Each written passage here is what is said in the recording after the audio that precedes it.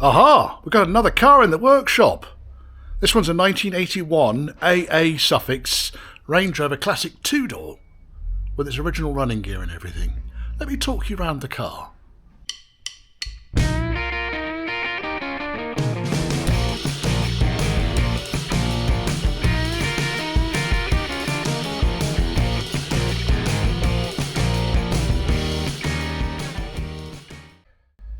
You're going to have seen this car quite a lot in the background of a number of other videos that have been doing the rounds on my channel. This one has come in for two jobs. First and foremost, the windscreen needed to be replaced. The customer was concerned that when the screen came out, we would find extensive rust around the frame. And to be honest, there's none. It's in really good shape. So the pillars are good. Okay, we've worn through the paint in a couple of places here. There's a tiny bit of surface rust up at the top edge here, which I'll clean up and get some paint on that, and we can get a windscreen back in. The original screen had cracked here and was heading up and across the screen, so it needed to be changed. So really getting the screen out and just confirming that the lip was as tidy and as nice as it actually is here. The customer supplied me with a screen rubber and all of the infills, so I'll get one of the screen fitters around to put this in. Again, we've worn through the paint here. I'll see if he wants this painting or not, or whether he's just quite happy with the way it is. The car's got quite a pleasant kind of patina to it. I know I bang on about patina quite a lot, but it's a fairly honest car. It's a nice old thing. I like it. Someone's done hinges and so forth at some point. The doors all open and close. Nothing particularly nasty on the door edges. A-posts and so forth are all really good. So it's just a really nice two-door classic Range Rover. Very nice. Right, so the other job that I have to do, he wants overdrive. The owner wants overdrive fitting to it, which I will do. However, the clutch operation on this thing is appalling. It's like a hair trigger. So, and even when the clutch is engaged, the drive is jerky. The car bounces around quite a lot. Once you've got a certain amount of forward momentum, then you can drive it, but it's definitely not right. The customer seemed to think that there's a problem. With the clutch pressure plate. I'm going to go around. If the gearbox needs to come off anyway for the overdrive, then I might just replace the clutch. But if I can find anything obvious, then I'll do that. So all the original spot welds up here. Nice. Really clean. So when it comes to... I can't open that fully. When it comes to overdrive on these things, I've done it on other cars, but they've all been completely stripped out. Which really doesn't kind of help me here with this. The seats have been retrimmed at some point, quite nicely as well. So I think where I'll start, because I'm not going to video everything on this, but I do want to do a video on this car because it is so nice. I will, I think, get prop shafts off the transfer box and see if we can identify, because it's possible, you see, that there's a problem with the output shaft on the transfer box that's causing the jump and the skip. Or we can do that without taking the gearbox off. Can I fit the overdrive without the gearbox coming off? Probably, but it's not actually that easy. So realistically, we'd need the transmission tunnel out. Well, that means taking absolutely everything in here out. So the whole interior needs to come out in order to get the gearbox out from inside the car, as the manual would suggest. Or do we take the gearbox out from underneath? If we do take the gearbox out, this door is just dropped very slightly. So it's catching on the frame up there. I suspect that hinges are actually quite good. If I was to adjust that strike, so I'm doing things now that are not on the bloody list. The strike pin's too high. If I was to adjust the strike pin down a little bit, it would lift the door up as the strike pin connects and stop that clatter, which is not ideal, is it? We can sort that out. Anyway, that's not on the list. What is on the list is the overdrive. So my primary objective, after getting the screen fitted, professionally of course, is to identify what the problem is with the really harsh clutch operation on this. It is V8 still, and it's LT954 speed.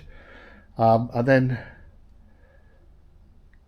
yeah, I think that's about it. So I will crack on with this particular project, so I'm not wasting huge amounts of video footage that I end up editing and it all ends up in the bloody trash can.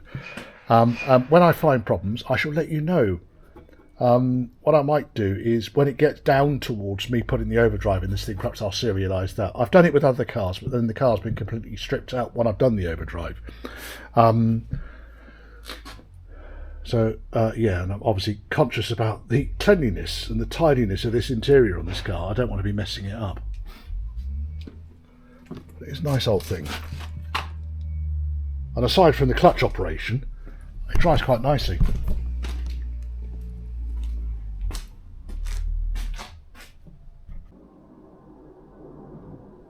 Okay, so in a nutshell, I've had the prop shafts off. I can't see anything obviously wrong with the transfer box. The most obvious reason for the clutch being so juddery and like a hair trigger is going to be the clutch. Bearing in mind I need to put an overdrive on this unit anyway, it would make sense to drop the gearbox to the floor. Now, if I wasn't doing the clutch as well, I'd have the rad out, I'd take the exhaust off, take the carbs off the top there, and allow the engine to drop back with the gearbox pointing downwards towards the floor on the mounts, and then I can put the overdrive in. However, because I've got to get the clutch sorted out as well, and the gearbox is fiendishly heavy, beyond words fiendishly heavy, actually makes sense to take the engine out. So take the engine out to deal with the clutch, and then drop the gearbox to the floor on one of my stands, and then fit the overdrive while the gearbox is on the floor, put the gearbox back up onto its mount and the crossmember, refit engine. Obviously it would be an awful lot easier with a 4-post lift, but like you guys, I don't have one yet. But I think, in all honesty, if I can do this thing on the floor, and I know people like Andrew St Pierre White has done them in the bush for now, with nothing but kind of lumps of tree and so forth to get the gearbox out. Now, like I mentioned, the manual suggests taking the seats out, taking the dash, the heater out, getting the gearbox cover off, and then removing the gearbox through the inside of the car.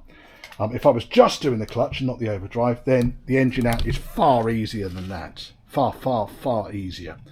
And then the overdrive, well, we'll see if we can do it in situ, but the chances are, if I drop the gearbox down to the floor, I can work underneath the car. The car's got a reasonable lift on it already, so there is actually a reasonable amount of room underneath there for me to work. Just means I've got to lie on the floor to do it.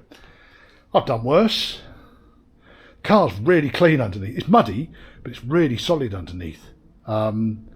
This is one of the more solid, original looking two-doors I think I've ever seen. It's a nice bit of kit. I don't know where it came from. I don't know its history. But yes. And the exhaust is off.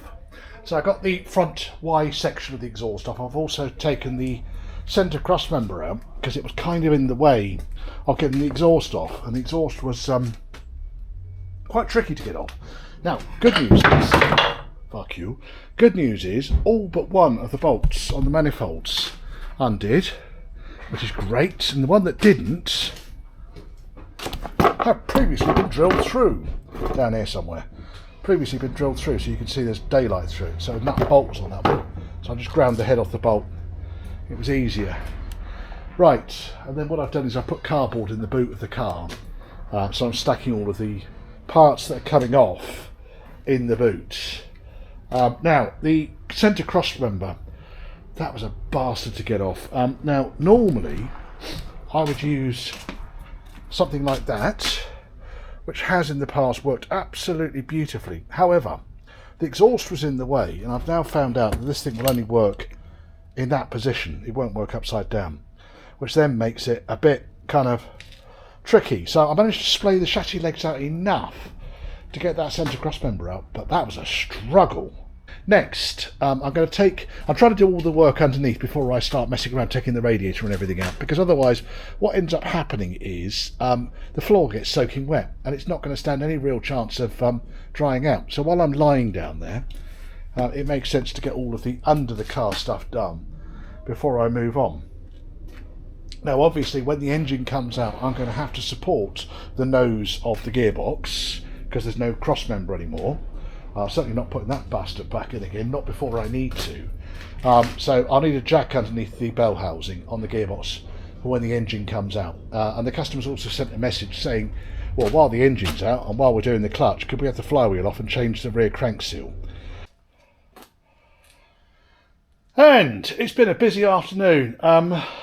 So because of the inch or 2 inch lift we've got on this thing, and also the huge tyres, sensibly huge tyres, usefully huge tyres, not comedy huge tyres, good huge tyres for off-roading and so forth.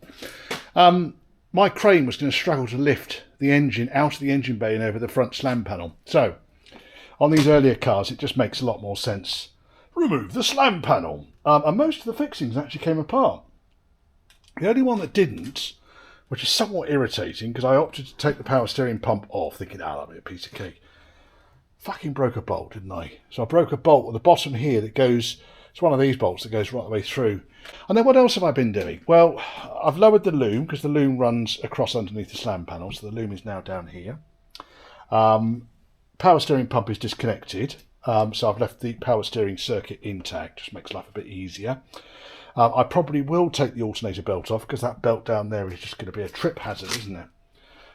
Because I'm doing the rear crank seal, I need to drain the oil down and also drain the water out of the block. And there's block drains for that, but I'm not going to do it today because it is 20 past 6. I thought it was 20 past 5 for a second. Crikey, I will do it today. Now, 20 past 6, I've had enough. But yes, boot's been filling up with parts, and I am getting kind of closer to being able to undo the engine bolts and lift this thing out. All the exhaust is off. The electrics are still on the back of the starter motor. The electrics are still on the oil pump housing. The rest of the loom is up and over here. I've unrouted that. Breather pipes and so forth are all out of the way. I just need to kind of tuck those over there, so when I lift the engine I'm not going to damage anything. But I want to lift the engine as much an intact unit as I possibly can. So then the worst case scenario is I can, on the engine crane, if I need to do the rear crank seal, it's going to be a sump off job. There's a lot of this going on at the moment.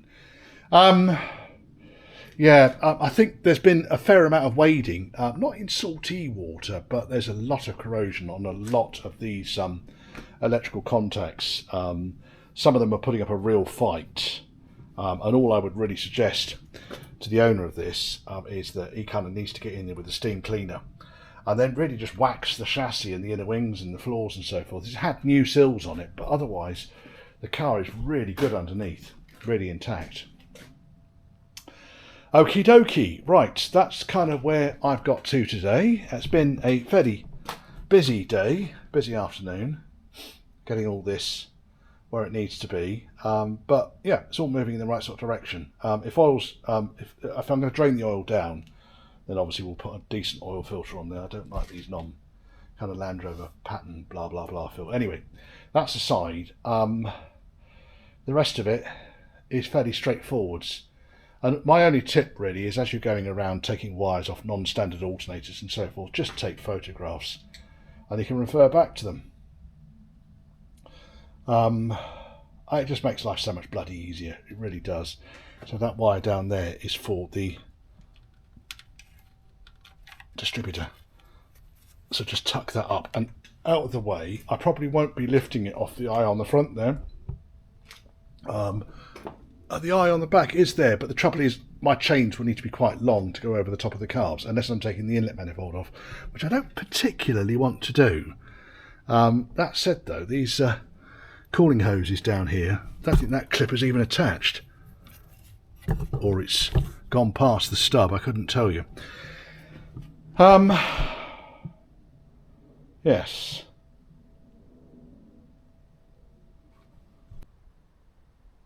Water pump's off.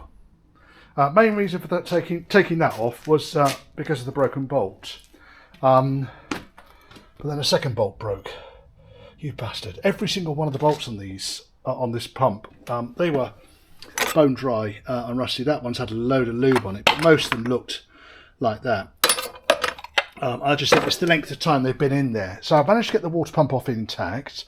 There's only one fixing, that one there, which I might be able to get some heat in and see if I can get it off. We'll see. But the other reason for getting the water pump off is it just gets in the way when you're lifting the engine out. Do I leave the exhaust manifolds on? Probably not. They're just going to get in the way. Because I need to put the strap around the engine. Now, it could well be that I do end up using the fore and aft lifting points on the thing. We'll see. Because effectively what I'm going to need to do here is slide the engine as far forward as it will go, in which case the crank pulley might need to come off as well because the power steering hoses will get in the way. And then when it's as far forward as it will go, it should be clear of the gearbox and I can lift it straight up. If that makes sense. Obviously I'm going to need to lift it slightly first and foremost to get the mountings out. Thank you, Mr. Map Gas, for your assistance. So all I was really doing here was heating the bastard threaded section of the aluminium housing up and then wiggling the bolts back and forth as much as I possibly could. I fitted my slave distributor cap on there because I've taken the customer's distributor cap off to save it from any further damage. Fuel lines are still intact. Other than that, we're really just down to the bolts now on the bell housing. Bolts on the bell housing and mounts, and this engine is more or less ready to come out. So all the electrics and everything are off. I am pondering taking the exhaust manifolds off. Trouble is, the last couple of times I've done this, I've broken bloody bolts. So I think if there's a risk they're going to break, they're staying on. But realistically, if they're out of the way, then there's less chance of me, or there's more opportunities for me to be able to lift the engine straight up, unless I'm going to use just the eyes. Now the problem with using the eyes is the inlet manifold's still in place. The inlet manifold's still in place. Accessing that back one underneath the bulkhead is a faff, because I can't get my chain wrench low enough. And if I have kind of a ratchet strap going round to that, it's just going to allow the back end of the engine to drop down. So I need to kind of lift it up level. What I normally do is do a figure of 8 with a long ratchet strap, but around the engine. Now I can do that with the manifolds in place, but it is a faff threading it through. So we are currently, 7 o'clock, I better go home. But that's been quite productive there, getting all that to that stage. I think tomorrow morning I'll get the manifolds off and we'll take it from there. Getting these bell housing bolts out, it's amusing. The exhaust manifolds came off dead easily. Nicely serviced there, no thread lock, beautiful job. Bell housing bolts, there are 8 around the top half.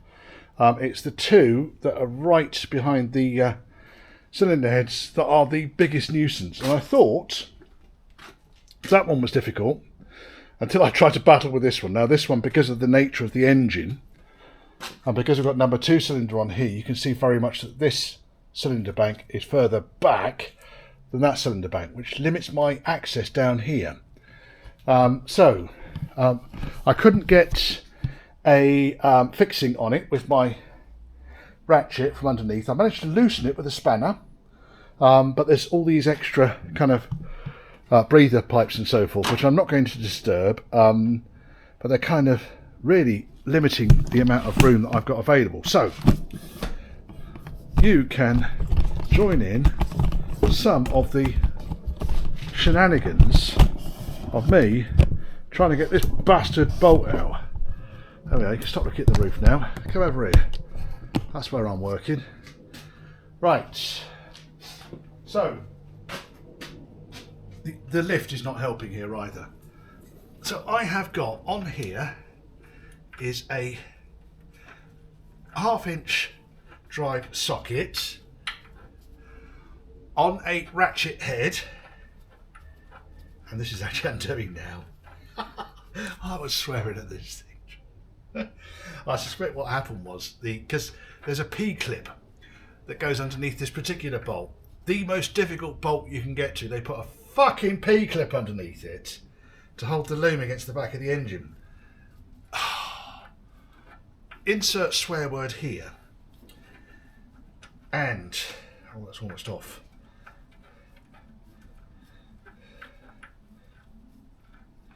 Oh. This particular bolt, as you can see, I couldn't have done this with the exhaust manifold in. Now I'm getting cramps in this arm, because I'm right-handed anyway.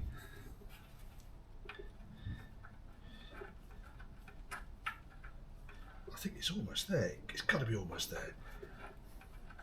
Now, mercifully, there was one of these bolts was missing. Unmercifully, it wasn't this one. It was one of the easier ones to access at the top here. So when the engine comes out, I'm going to find out what's wrong with that thread. Because there's only 8 of these bolts that hold the bell housing to the back of the engine. We probably really want all of them. Oh, that's so fucking close. Come on, you bastard.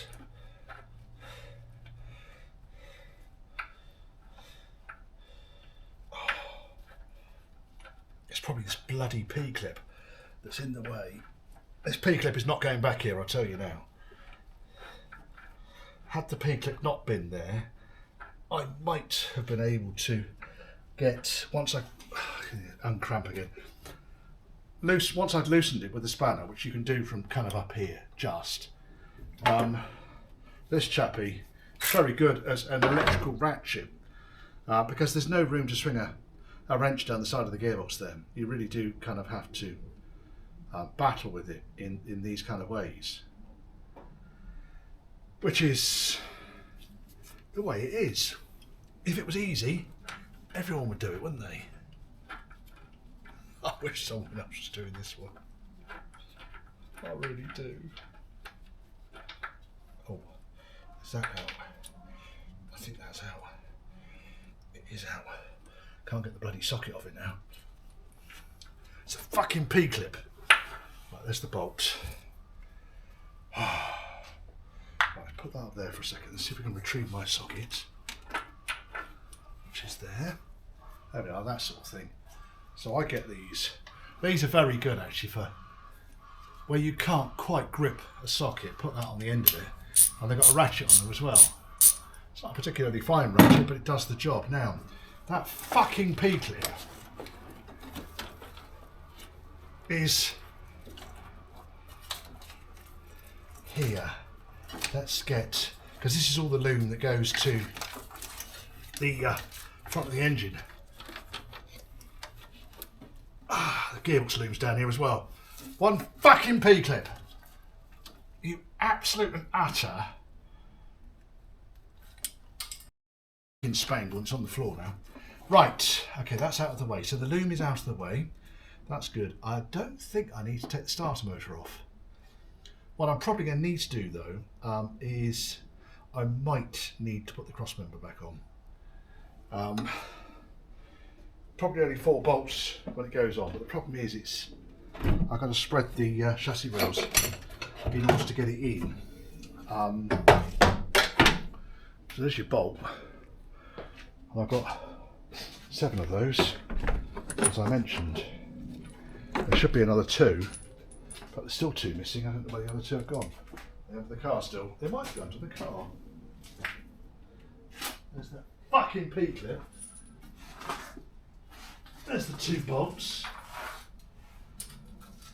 And that's right. It was on and it was all twisted and I couldn't get the socket of the bolt on there. Oh, just sometimes you need a break, don't you? You really do. It's not that much to ask. But that looks like now that's all bell housing bolts out. They can go in curry container. Thank you, James. can go down here. Yeah, no issues at all getting the exhaust manifolds off, but you can see how much more access I have got now. Can you? You can't really. I'll lower you down a little bit. Much more access down here to run the straps around the engine. And I certainly couldn't have got the bell housing bolts out with the manifold in place anyway. So there you go, take the manifolds off. Right. I think I'm going to have a quick cup of coffee, put the cross member back in, and we'll take it from there. Well, it's out, but that was a struggle. I probably should have put my chain on the top of the engine so I could adjust the pitch of the engine as it was coming up, because I kind of more or less just guessed on the rat shit straps, which is not an ideal way to lift these things really. I could do better than that next time. But it's out. And the gearbox, if I was going to do this again, by the way, I would gearbox attach to engine, lift the engine up, take the mounts out, drop the engine back down again, so the mounting plates sit on the mountings on the chassis, and then you end up with about 5 miles of room. Right, so I think next, get this down onto a trolley, and we'll have the clutch off it.